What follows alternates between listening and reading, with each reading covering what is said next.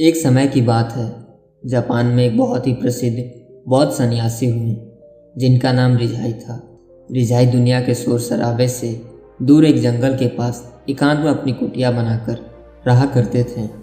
रिजाई की प्रसिद्धि पूरे जापान में फैली हुई थी क्योंकि वे बहुत ही बड़े ध्यानी और आत्मज्ञानी व्यक्ति थे।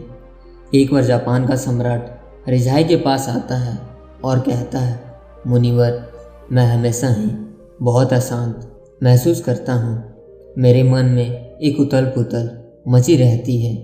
हालांकि मेरे पास बहुत सारा धन है और वो सारी सुख सुविधाएं हैं जिनके लोग सपने देखते हैं, फिर आखिर क्यों मेरे अंदर इतनी अशांति और व्याकुलता है। रिजाई ने कहा, इसका जवाब आप खुद जानते हैं, बस आपने कभी खोजा नहीं।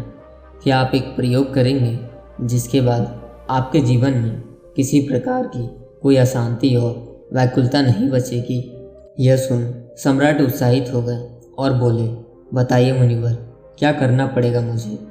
रिजाई ने कहा, आपको अगले 10 दिनों तक इसी आश्रम में एक साधारण व्यक्ति का जीवन जीना होगा और इन 10 दिनों में आप जितना हो सके उतना कम बोलेंगे और हमेशा ही अकेले एकांत में बैठे रहेंगे। सम्राट रिजाई की बात से सहमत हो गया। पहले दिन सम्राट का मन रोज की तुलना में ज़्यादा अशांत और उथल पुथल से भरा रहा।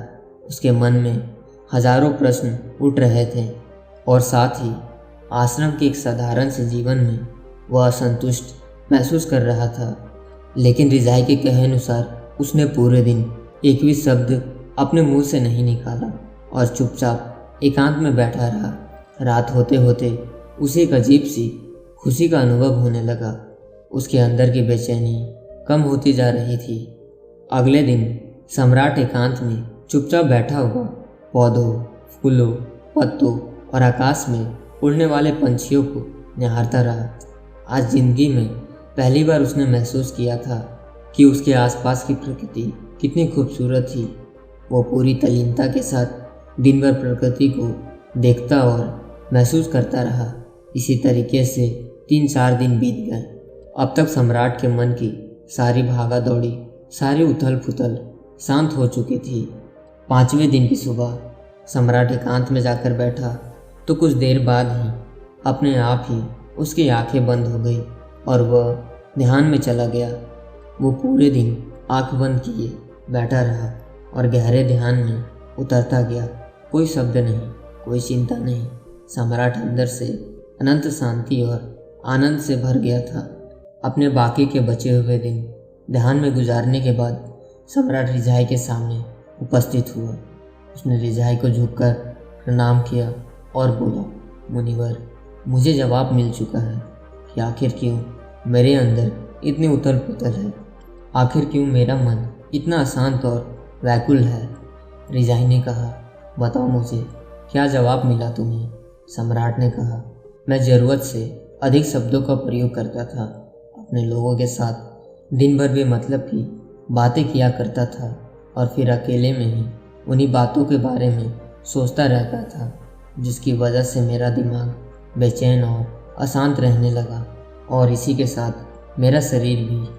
और इन्हीं के परिणाम स्वरूप मैं अपने किसी भी काम को ठीक तरीके से नहीं कर पाता था और फिर मैं अपने लगभग हर काम में असफल होने लगा।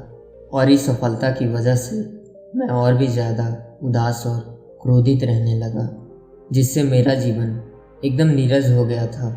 लेकिन इन 10 दिनों में मैंने महसूस किया कि मैंने अपने जीवन को गलत तरीके से जी रहा था और मैंने यह भी सीखा कि आपको ध्यान करने की ज़रूरत नहीं है, बल्कि ध्यान तो अपने आप होता है जब आप स्थिर, शांत और मौन होते हैं।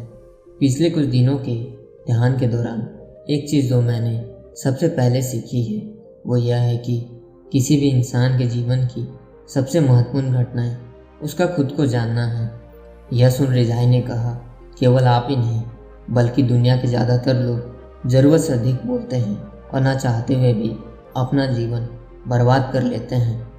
गौतम बुद्ध अक्सर अपने शिष्यों से कहा करते थे कि दुनिया की सबसे तेज छुरी हमारी जुबान है, जो कि बिना किसी खून खराबे के लोगों को मार देती है।